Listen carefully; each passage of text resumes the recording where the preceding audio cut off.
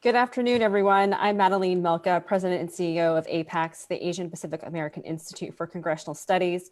Welcome to our APAICS in Conversation this afternoon. We are delighted to have two wonderful guests. Joining us as interviewer is William Bill Koneco. He's a partner at Denton's in the Honolulu office, where he advises clients on administrative law, government relations, public affairs, strategic planning, lobbying, and community relations. He has been listed in Best Lawyers in America for Government Relations Law and named one of Honolulu Magazine's best lawyers in Hawaii every year since 2009. He has served on the boards of the U.S. Department of Justice, Office of Redress Administration Citizens Advisory Board, Japanese American Citizens League, Leadership Education for Asian Pacific's LEAP, and Asian Pacific Islander America Vote, API Vote. And joining us as guest tonight is David M. Louie, who's a partner at Kobayashi, Sugita, and Goda, LLP. He is the former Attorney General of Hawaii, having served a 4-year term from 2011 to 2014. As Attorney General, he was the Chief Law Enforcement Officer for Hawaii, providing advice, counsel, and representation to the governor, legislature, state agencies, and employees. Under his tenure, Hawaii legalized same-sex marriage, settled a 30-year-old promise to Native Hawaiians, as well as defending Hawaiian rights at the U.S. Supreme Court. If you're joining us today via Facebook, please put your questions in the comment section. And if you're joining us via the webinar, please put them in the chat. Thank you so much for joining us, and let's start this conversation. Great. Aloha, everybody. This is Bill Koneco, and it's an honor to be part of the APAICS conversation. And I'm delighted to be able to ask questions of my good friend and colleague, David Louie, who I've known for probably about 25 years doing civil rights work in Hawaii. And I was just delighted when Governor Neil Abercrombie appointed David to be the Attorney General for Hawaii, where he really pioneered a lot of not only great policy issues for the state, as well as civil rights issues that we'll learn about today in our conversation with APEC. So I'll be asking David a few questions, and then we're going to ask the audience as well to submit your own questions as well. So first of all, David, what made you leave a successful private law practice? You're doing great in private practice, probably making decent money, but then what prompted you to become and accept the offer of being the Attorney General for the state of Hawaii? Well, aloha, Bill, and aloha to everyone joining us. And my thanks to APAICS for hosting this. It's really quite a privilege to do this. As you can see, we are a little different in Hawaii. Bill and I are both wearing aloha shirts. This is formal business wear in Hawaii. But to get to your question, I was a trial lawyer in private practice for 32 years before becoming the Attorney General. I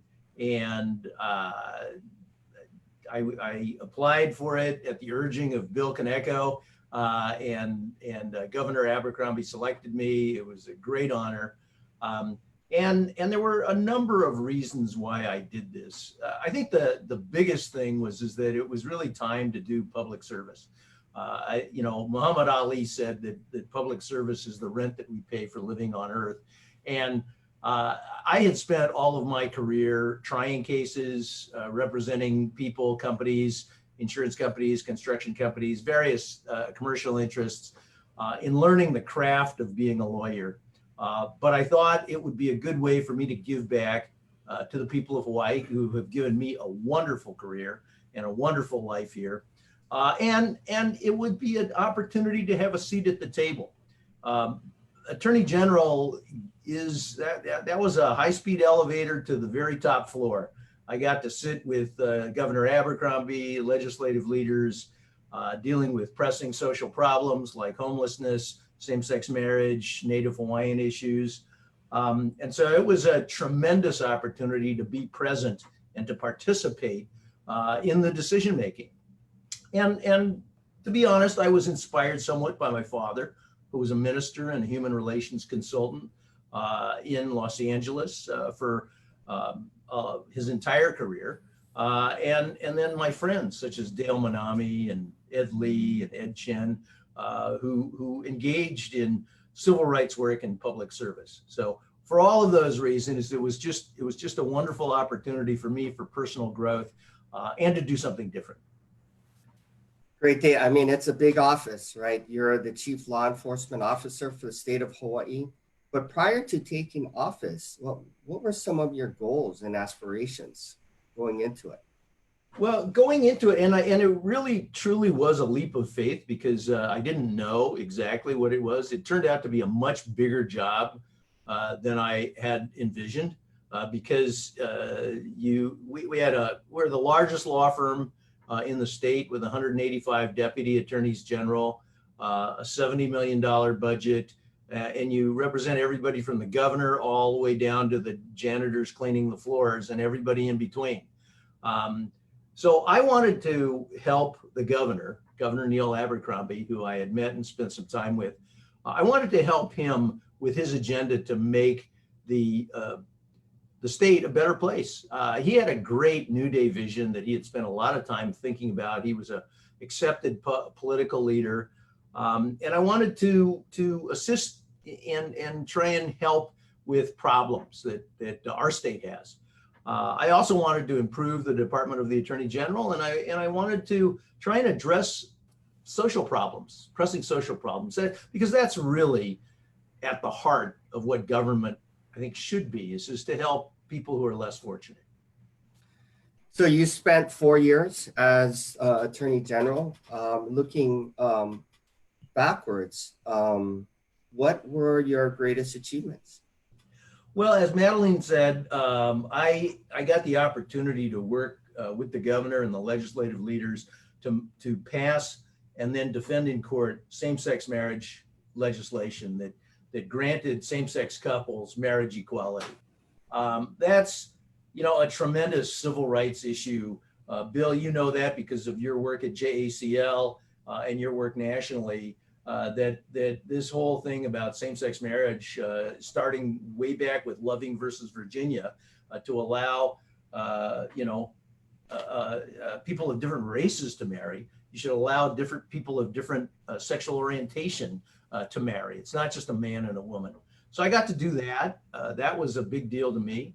I got to help address Native Hawaiian claims. There were some 30-year-old claims that had been made, promises that had been made and not kept for big money. By the time I came into office, the claim was like $400 million of past arrears due. And so we didn't have any money, but we arranged to settle the claims for $200 million by giving the Office of Hawaiian Affairs $200 million in property of prime Honolulu waterfront property. Well, not exactly waterfront, but very close to the waterfront. And so I was just very happy to do that. I defended cases at the Supreme Court. We defended cases at the United States Supreme Court on Native Hawaiian rights. And luckily we were able to get those knocked out at the cert stage.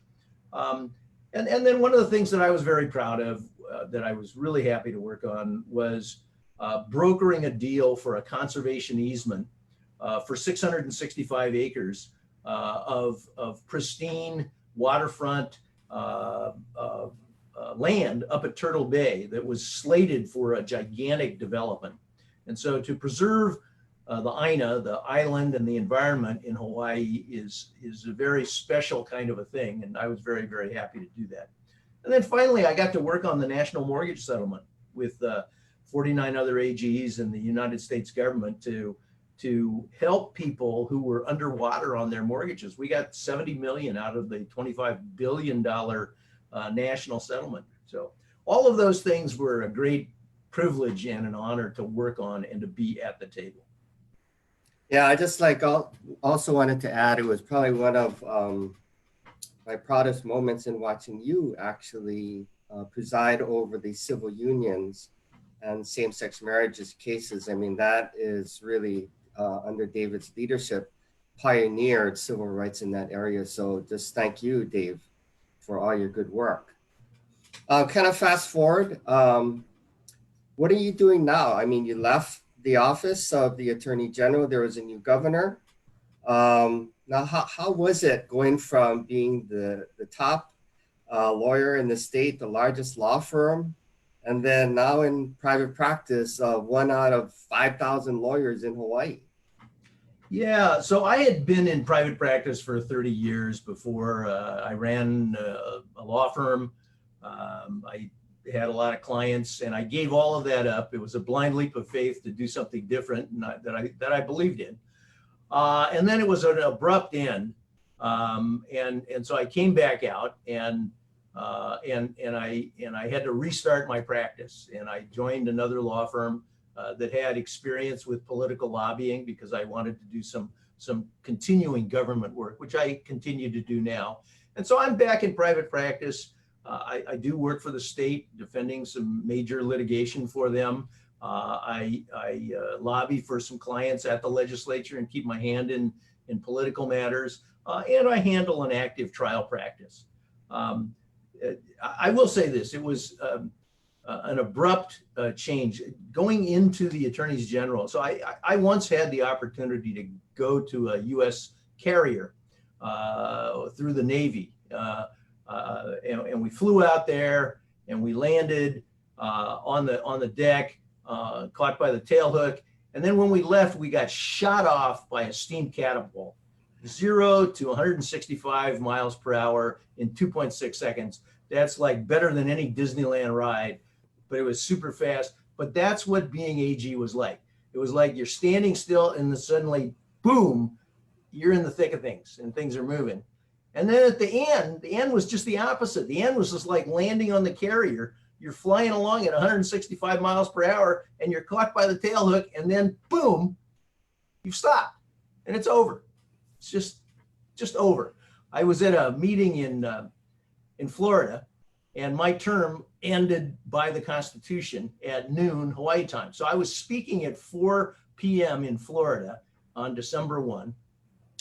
And at 5 o'clock, my term ended and I was no longer AG. And the next day I went to, it was the National Attorneys General Convention.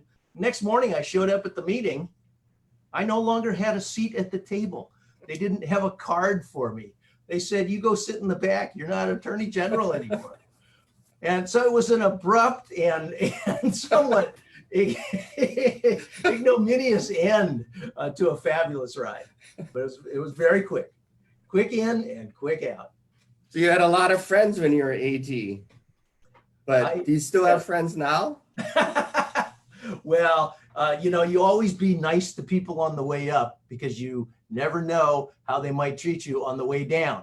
And so, yes, I've had a tremendous amount of friends, and quite frankly, going back into private practice, my friends and a lot of strangers who had seen what I had done helped me tremendously and were very, very kind to me. So I've been very fortunate in that regard. That's great. That actually is a good segue to my next question, is that, so what were some of the lessons that in public service that you now bring to private practice? You've seen it all in government.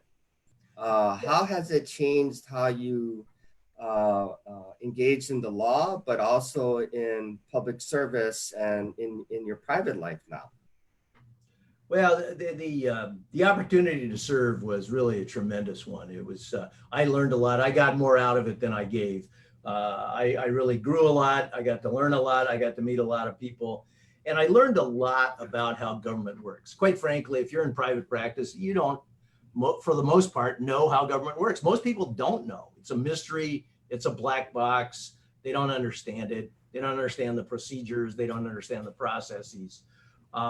But because government is so important and so pervasive, and there's so much money, power, and policy at stake, it's huge. And so, I commend APAICS for getting more Asian Americans, Asian Pacific Islanders into government service, because it is critical for the APAICS community to engage.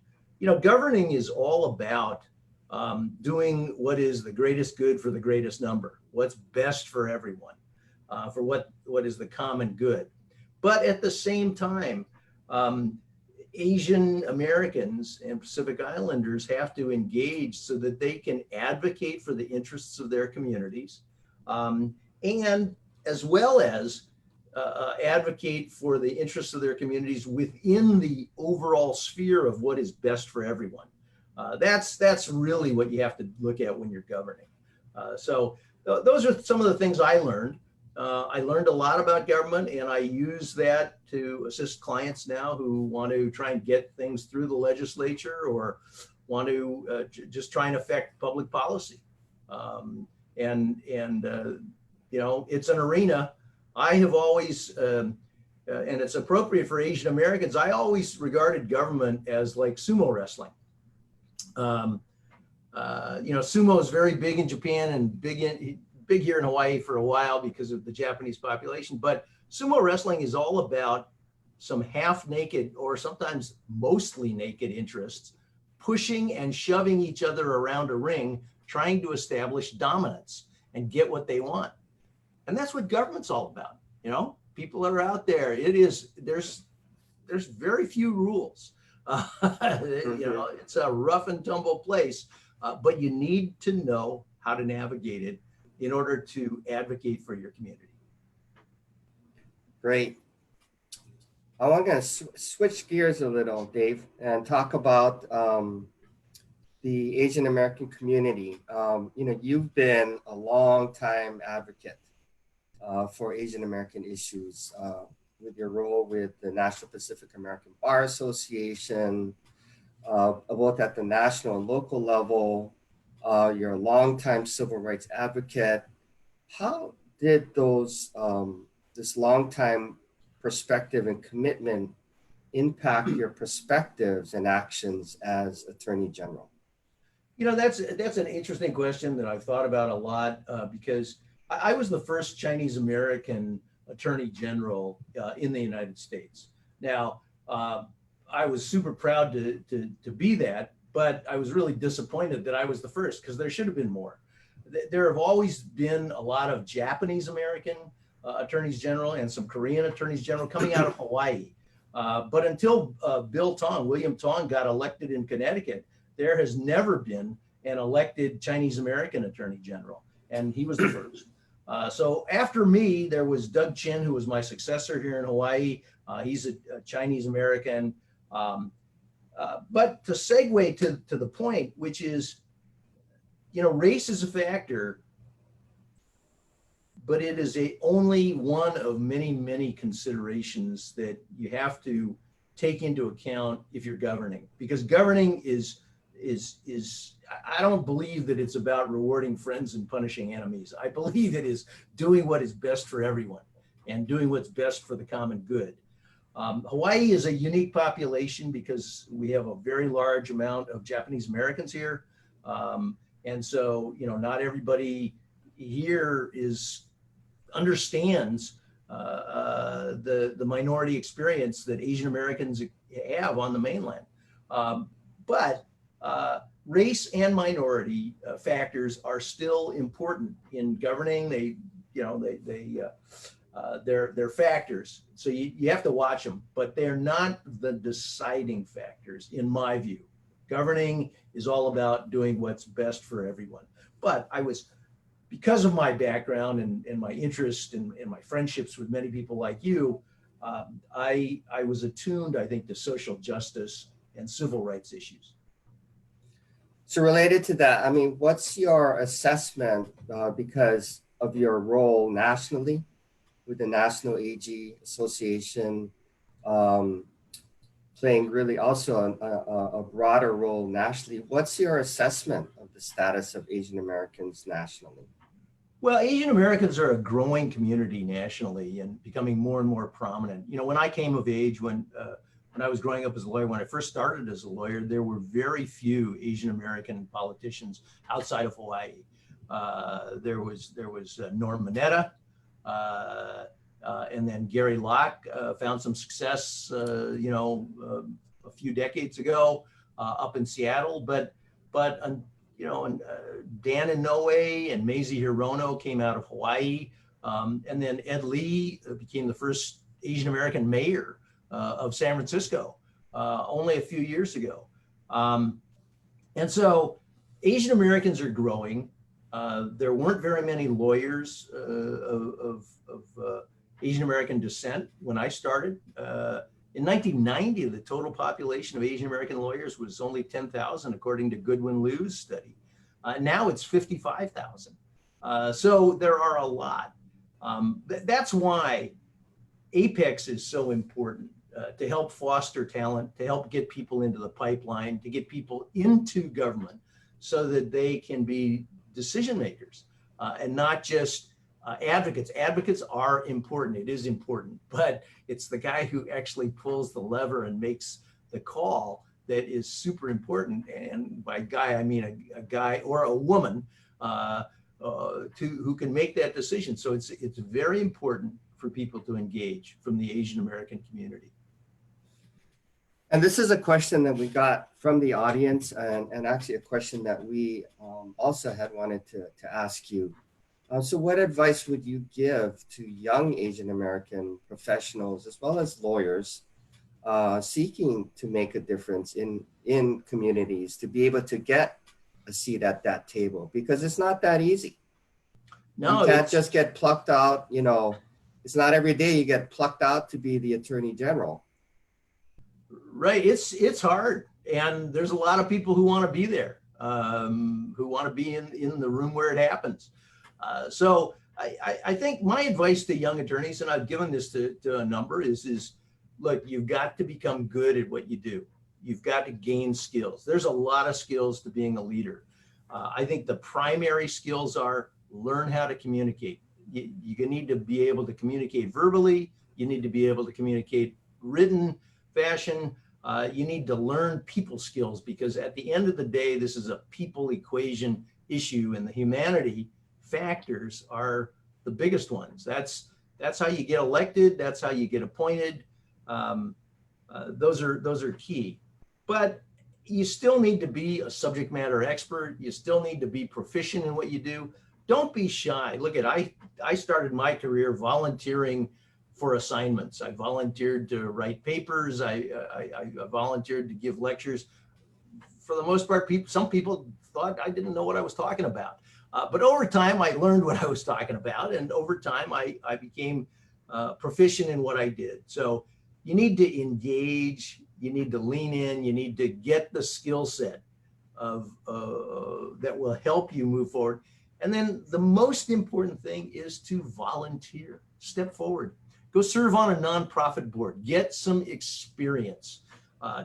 There's tons of nonprofits that want help. Do that. Go and volunteer to be on a board or commission. Governments they run on citizen volunteers. There are an incredible number. You for the governor, help to fill those positions. There is a gigantic need for people to step forward and serve on state and city boards and commissions. So I would say just engage and volunteer. And the final thing I'd say is this, is that people really appreciate it when you volunteer. When you put yourself out. I've had people come up to me, and some of my friends have told me that when they volunteered, they have gotten rewarded in so many unexpected ways, because people appreciate the fact that you're willing to step out of your comfort zone and step forward and do something for the common good. That's a big deal. And so I commend everybody to do that. It's great. It's really that training ground, all those years, both, honing your skills, as well as being out in the community, that really prepared you for taking on this important role as AG. Related, and it's all about skills, but at the end of the day too, you're a leader, and whether it's leading the Attorney General's office or a department or a nonprofit or your team. So, and this is a question that we ask all of the APAICS panelists and guests. So what does it mean to be a resilient leader, but also particularly now, during COVID, when the landscape, whether it's the economic landscape, political landscape, is just all over the place. What kind of qualities will stand out to benefit our community? You know, I think it's really important. So, you know, the idea of being a resilient leader, it's sort of the general idea that is talked about these days of having grit, of having resilience.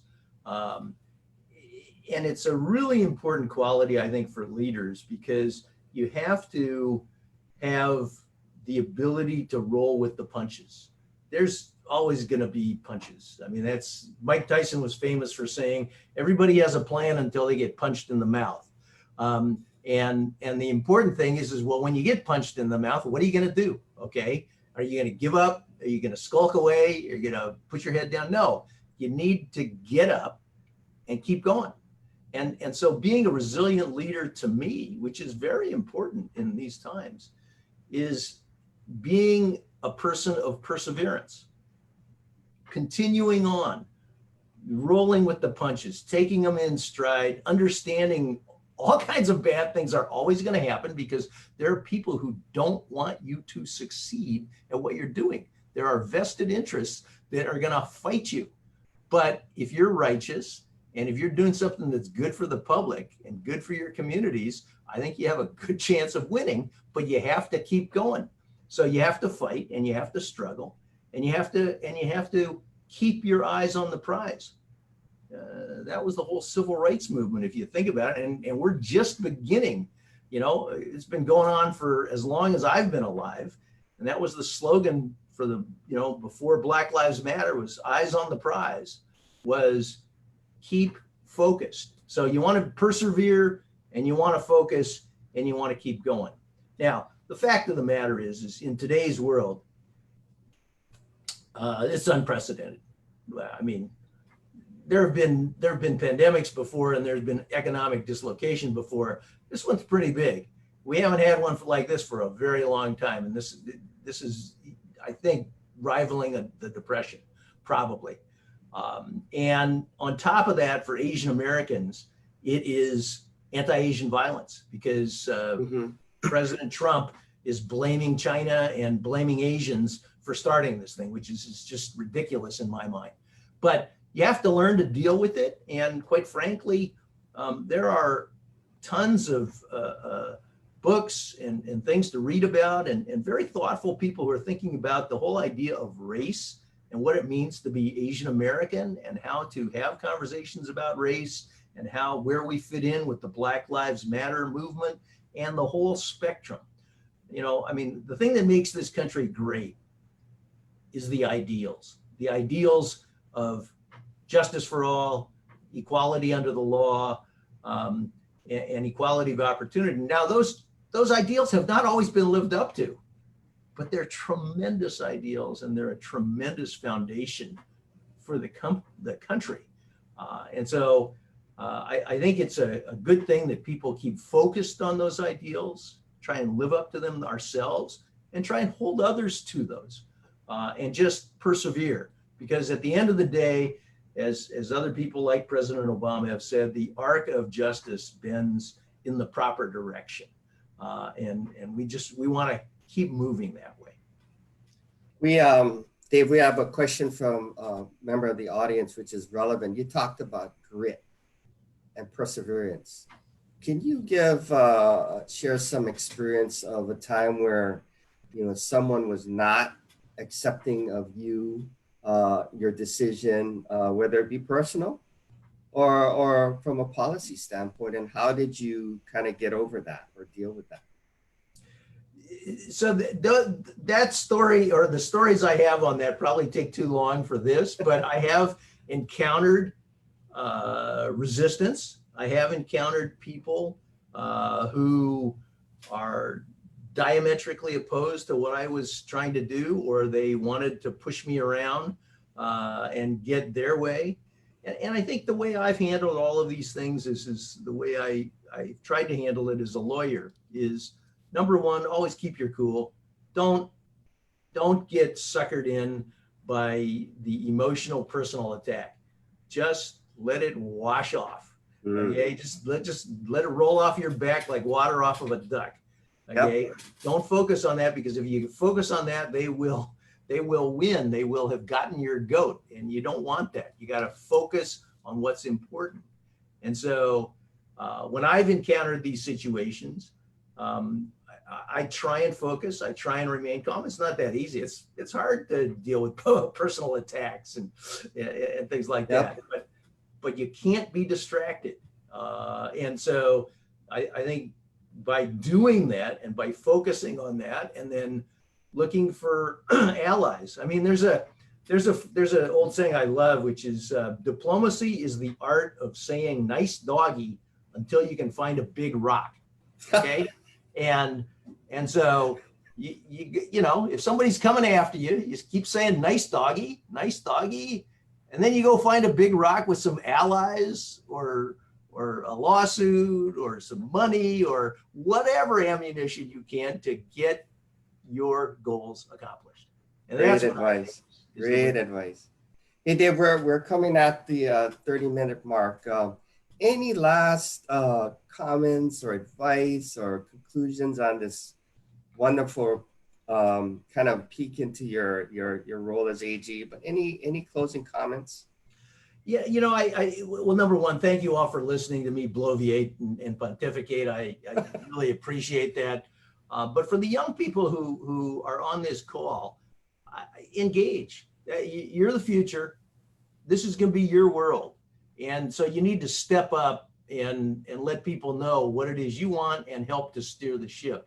And one of the ways to do that is exactly what this call is all about, which is APAICS provides leadership opportunities and leadership training. Try and avail yourself of that. Ask people for advice. Step forward, learn skills. You know, finding the perfect mentor who's going to guide your career that's never going to happen. But people are always willing to give you advice. And if you ask, you know, and ask for advice, ask for help, and then take it in stride and forge your own path. That's what I'd say. Thank you very much, Dave. Really appreciate it. And I'm going to turn it back to Madeline for closing comments. Well, thank you so much, Bill. And thank you, General Louie, for all of your insight and advice to people. I really appreciate your time. Joining us for our next APAICS in Conversation, which is on Friday, July 24th at 12 p.m. Eastern, is the Honorable Nani A. Coloretti. She served as former Deputy Secretary of the United States Department of Housing and Urban Development. So please RSVP to that. We look forward to seeing you at the next APAICS in Conversation. Everyone, enjoy your afternoon. Thanks again, everyone. Thank you. Thank you. Aloha.